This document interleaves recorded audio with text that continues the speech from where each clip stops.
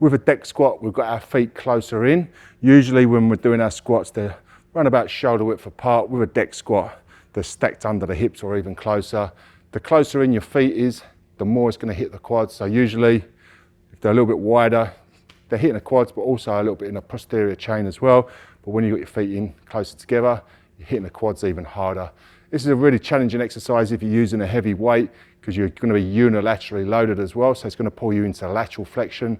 So your torso really has to stabilize and fire up to keep that trunk nice and vertical.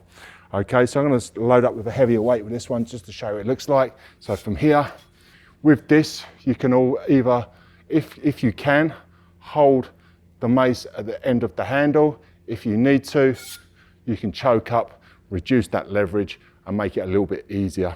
So from here, all the usual cues apply with your squat.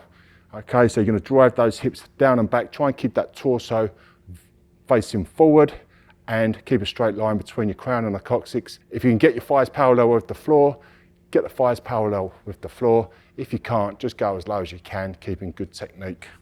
All right, keep that elbow close to the hip the whole time. And then from there, try and stabilize that weight as much as you can to keep it still. At the bottom position, you're going to squeeze through the glutes and drive down through the heels and come up into full extension at the top. Okay, so we're going to try with that heavier weight.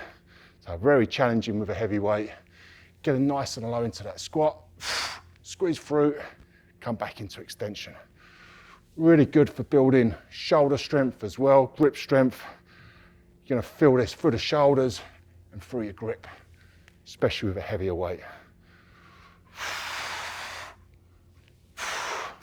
Hey guys, thanks for checking out this video. If you want more videos just like this one, be sure to subscribe to our channel. And if you want to check out our dangerously fit strength training equipment, all of our products are available on Amazon and through our websites.